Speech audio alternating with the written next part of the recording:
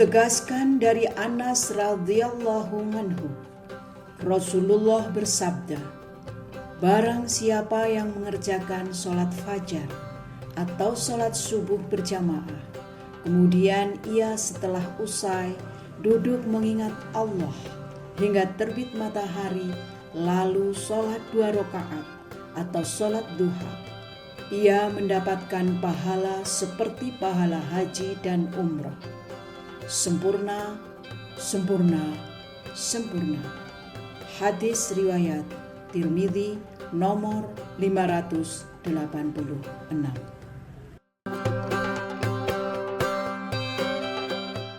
Bismillahirrahmanirrahim. Assalamualaikum warahmatullahi wabarakatuh. Alhamdulillah, wassalatu wassalamu ala rasulillah wa ala alihi wa sahbihi wa man wala wa ba'd. Saudara-saudariku, alhamdulillah Allah pertemukan kita kembali dalam hari yang baru dan tentunya di waktu yang insya Allah lebih bermanfaat dibanding hari-hari sebelumnya. Kita bermohon pada Allah Subhanahu wa Ta'ala, semoga Allah memberikan kita sikap istiqamah untuk beribadah sampai kembali kepada Allah. Hari ini kita coba akan teruskan lagi apa yang teman-teman sampaikan di komen YouTube khususnya. Ya, kita coba amati dan kita coba bertukar pikiran. Mudah-mudahan ada yang bermanfaat untuk kita bisa bagi di kesempatan kali ini. Ya, dari 3 hal yang teman-teman sampaikan, baik di web ataupun tulisan yang sempat disampaikan di ta'lim dengan di laman YouTube kita, coba kita teruskan dulu untuk yang di YouTube, dan selanjutnya kita akan coba ya kembalikan lagi kepada tulisan-tulisan yang teman-teman sampaikan dalam ta'lim, atau juga nanti yang di web coba kita cek untuk kita jawab satu persatu insyaallah. Baik, ada pertanyaan dari akhuna Muhammad Riza. Baik, Assalamualaikum Ustaz. Waalaikumsalam warahmatullahi wabarakatuh. Bolehkah menunaikan sholat syuruk di rumah setelah sholat berjamaah di masjid? Terima kasih. Allah yabarik fiik. Baik, kita lihat dulu dalilnya. Nah, setelah menemukan dalil itu baru kemudian kita komentari dan kita bisa simpulkan bagaimana penunaian sholat syuruk yang dimaksudkan.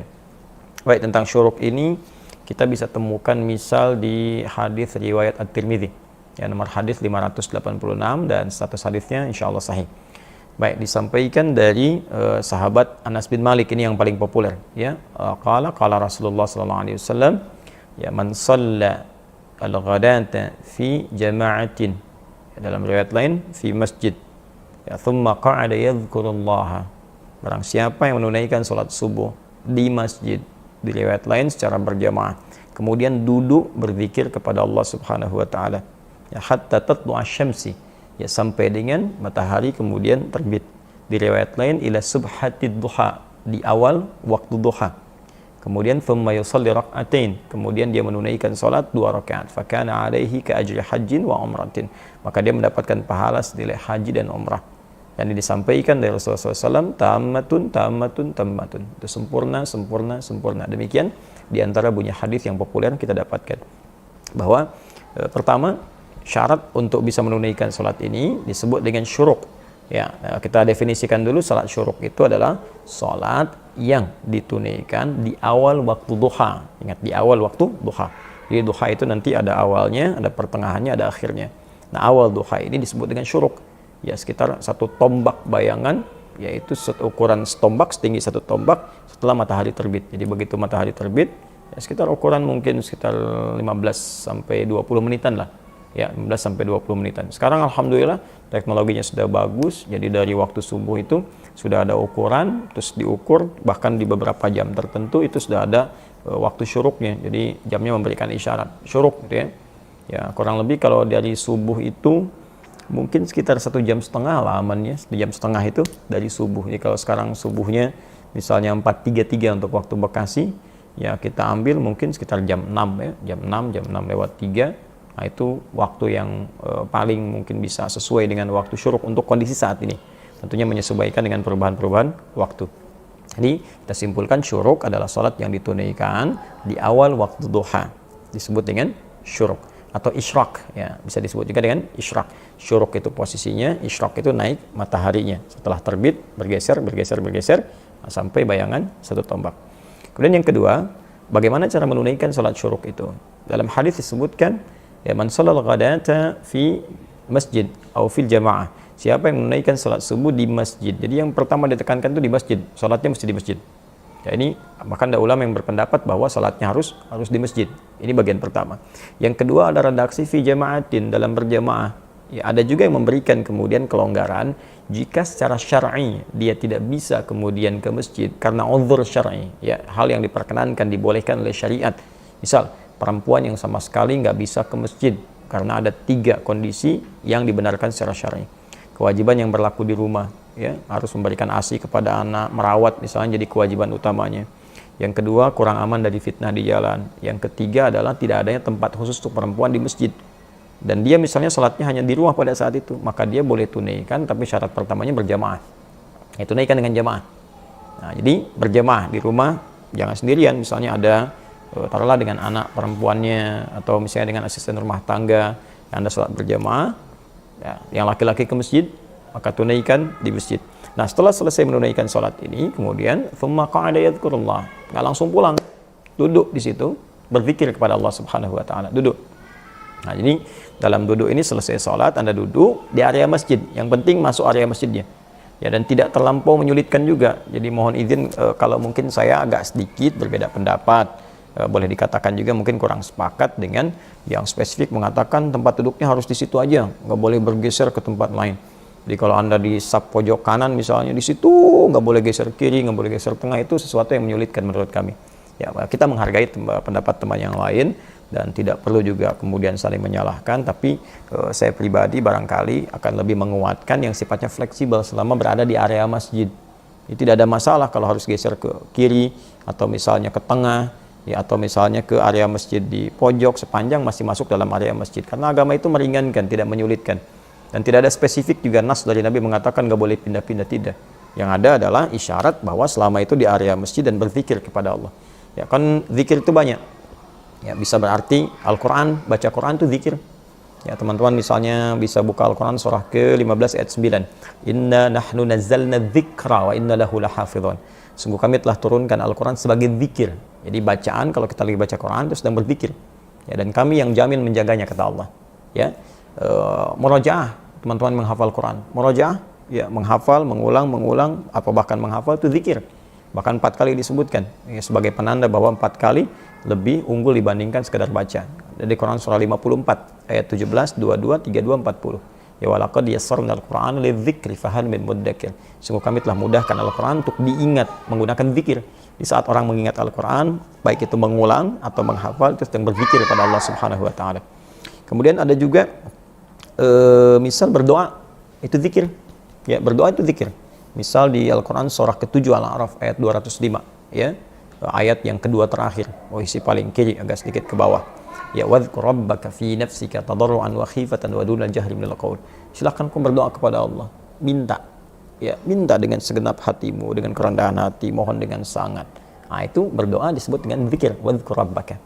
Atau menyebut nama Allah, ya, berzikir, ya. Sal al-asmaul husna, ya Allah, ya Rahman, ya Rahim, ya Quddus, ya. Minta, ya Allah, ya Allah, ya Allah, ya Allah, ya Allah, minta. Itu Anda sedang berzikir. Ya, dalilnya Quran surah ke-2 Al-Baqarah. Misalnya ayat yang 152, paling kanan agak sedikit ke bawah. Ya.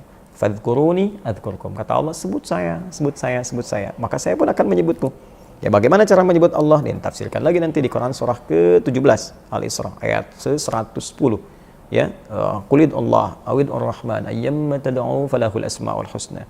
Ya, sebut nama Allah, sebut nama Allah, atau Ar-Rahman, atau kapanpun kamu ingin memanggilnya, Allah punya nama-nama terbaik. Itu berzikir. Ya, atau juga nanti ada amalan lain misalnya termasuk sholat juga zikir. Ya, sholat juga zikir, ya, sholat sunnah itu masuk zikir. Ya, misal ada di Quran surah ke-20 ayat ke-14, Allah menyebut sholat dengan zikir. Ya, innani anallahu la ilaha illa ana fa'budni wa aqimis salata li dzikri. Saya Allah, enggak ada Tuhan selain saya, sembah saya. Caranya tunaikan salat sebagai zikir, kata Allah, kepada saya, pada Allah. Ya. Bahkan sebuah aktivitas yang mendekatkan diri kepada Allah itu zikir. Ya, ikut ta'lim misalnya, ada ta'lim, ada pengajian, pada subuh kita ikut itu zikir namanya. Ya, dari mana dalilnya Ustaz? Banyak. Bisa kita lihat di Quran surah ke 4 An-Nisa ayat 103. Ya, fa idza qadaytumus salata fadhkurullah. Maka jika Anda selesai menunaikan salat, fadhkurullah, silakan berzikir kepada Allah. Qiyaman wa qu'udan wa ala junubikum. Mau sambil berdiri, duduk, atau sambil berbaring, zikir itu umum. Ya, bisa mengucapkan kalimat tauhid, misalnya la ilaha illallah, kalimat istighfar, astagfirullah, astagfirullah di hadis Muslim, nomor hadis 571, astagfirullah, astagfirullah, astagfirullah, Allahumma antas salam minkas salam barakatuh ya dzal jalali wal ikram. Atau dipahami yang di ayat Ali Imran itu, ya, yang di ayat 190 sampai 191. Ya, Allah menyampaikan, inna fi khalqis samawati wal ardi wa ikhtilafil laili wan nahari la ayatin lil albab alladzina yadhkuruna Allaha qiyaman wa qu'udan wa 'ala junubihim. Jadi kita ikut ta'lim itu bagian dari zikir. Nah, sekarang masa Anda misalnya tiba-tiba orang mau taklim, ustadznya mau maju disesuaikan, nggak bisa. Saya lagi nunggu nih, mau suruk. Bagaimana bisa taklim berjalan dengan baik? Atau ada orang mau beresin, tiba-tiba Anda nggak mau pindah dengan alasan menunggu suruk, itu kan menyulitkan. Ya, jadi silahkan setelah sholat subuh, Anda duduk sesuai dengan kenyamanannya, termasuk di area masjid. Jangan keluar dari area masjid. Kemudian di situ Anda berzikir kepada Allah, pilih maukah tilawah Al-Quran, baca Al-Quran, menghafal Al-Quran, atau mungkin ikut ta'lim di waktu subuh, Ahad, Sabtu tuh enak banget tuh. Bonusnya banyak, udah ikut ta'lim pahala banyak, terus sholat. Nah, setelah itu sampai waktu syuruk, kemudian sholat 2 rakaat. 2 rakaat. Sholatnya seperti sholat-sholat lain, 2 rakaat, normal. Niat dalam hati, ya kemudian setelah itu bertakbir seperti biasa, ya iftitah, kemudian baca Al-Fatihah, baca surah, ya silahkan dibaca yang paling meringankan. Boleh baca Al-Duha, setelahnya Alam Nashrah, atau misalnya Al-Kafirun, setelahnya Qul Wallah, silakan yang paling ringan. Ya, setelah itu salam, Anda berdoa kepada Allah, minta kemuliaan-kemuliaan, minta keikhlasan, minta Allah berikan pahala, ya, minta kebaikan-kebaikan. Nah, setelah itu insya Allah seperti keikhlasan kita lakukan, dan Allah berikan berkenan apa yang dijanjikan dari lisan Nabi sallallahu alaihi wasallam. Ya, fakana alaihi ka ajri hajjin wa umrah. Dia dapat pahala senilai haji dan umrah. Sempurna.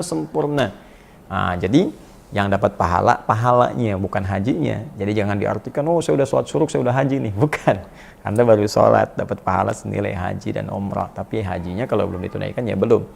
Ya, karena ada perbedaan-perbedaan spesifik nanti dengan sisi lainnya. Karena itu, karena pahalanya besar, maka ibadahnya pun ada tantangan. Ya, kalau pahalanya mungkin nggak terlampau besar, ya Anda bisa kerjakan dimanapun. Ya, tapi kalau pahalanya tinggi, senilai haji kan nggak mudah. Ya, perlu mengumpulkan uang dulu, tenaga dulu, berangkatnya butuh kesehatan, maka Anda pun harus ada pengorbanan. Apa diantaranya? Ya, sholatnya nggak bisa dari masjid, kemudian misalnya tunaikan di rumah, harus di masjid, tunggu dulu. Ya, investasi dulu dengan waktunya, tenaganya, tambah ibadah lagi. Itu pahalanya kan banyak mengumpulkan ibadah. Ya, karena itu ketika Anda ada di masjid, maka sholatnya pun ditunaikan di masjid. Ya, dalam keadaan di rumah, kalau memang bisa ke masjid, tapi memilih di rumah, maka tidak berlaku syuruknya. Kecuali tadi dalam kondisi nggak bisa ke masjid karena uzur syar'i. Anda dinas tiba-tiba ke gunung atau di area sekitaran pantai, atau misalnya sedang ada yang eksplorasi minyak, ya ke lepas pantai misalnya, nggak menemukan masjid di situ, ya itu berjamaah. Itu yang dimaksudkan, ada redaksi hadis yang lain mengatakan fi jama'atin, selama berjamaah karena uzur syar'i tidak ke masjid. Saya kira itu untuk saudara kita. Semoga Allah berikan kemuliaan, dan semoga Allah Subhanahu wa taala juga membimbing kita untuk istiqamah di dalamnya. Terima kasih Mas Muhammad Riza. Wallahu taala alam bissawabnya. Allah yang Maha tahu mana yang paling benar. Kalau ada pendapat ustaz yang melengkapi, kita ambil. Nah, tapi juga saya ingin ingatkan bahwa kalau ada kesempatannya, ambil. Kadang-kadang ada yang lupa. Ya, misalnya ikut taklim di hari Sabtu, Ahad, begitu selesai pas syuruk pulang, sayang. Atau ada yang ngobrol-ngobrol. Ya, ngobrol memang nggak dosa, nggak dilarang, cuman pahalanya ya sayang aja nggak dapet. Ya, zaman Nabi pernah ada demikian. Jadi ada seorang tabi'in pernah bertanya kepada sahabat Jabir. Ya, pertanyaannya sangat menarik. Itu ada di hadis Muslim nomor hadis 670. Ya, ditanya apakah Anda pernah menemani Nabi SAW? Ya, maksudnya menyaksikan sholatnya Nabi. Spesifik lagi tentang sholat syuruknya Nabi. Ya, kata beliau, saya sering menemani Nabi SAW. Ya, artinya mengikuti Nabi lah ya, beraktivitas terutama sholatnya. Dan beliau melihat bahwa kebiasaan Nabi itu pada subuh itu nggak pernah keluar dari tempat beliau sholatnya. Ya, artinya beliau di situ berzikir kepada Allah sampai tiba kemudian terbit matahari. Ketika terbit beliau sholat 2 rakaat. Ketika meninggalkan tempat sholatnya itu, beliau menyaksikan beberapa kalangan sahabat sedang duduk ngobrol tentang mengenang masa-masa mereka di jahiliyah. Ya, kalau kita sedang canda gurau sampai mereka ada yang tertawa. Ya, ada yang tertawa canda. Apa respon Nabi? Nabi senyum aja. Senyum itu indah sekali Nabi. Ya, nggak marah-marah misalnya atau apa, tidak. Nabi mencontohkan dengan praktek sehingga orang bisa melihat kenapa Nabi duduk terus setelah itu sholat. Terus orang nanya, ada pahala besar loh gitu. Ya kan kita tidak harus mesti nyalahkan orang atau kita harus mesti misalnya mohon maaf bersikap kasar pada orang. Kalian ini apa begini, tidak. Berikan akhlak yang baik. Contohkan, mungkin kita salami, Masya Allah, apa kabar, Assalamualaikum, kayaknya ramai nih ngobrolnya. Iya, baik, saya pamit dulu ya. Kalau nanti sempet jangan lupa ya, syuruk, pahalanya banyak gitu. Nah itu akan lebih baik gitu, lebih istimewa.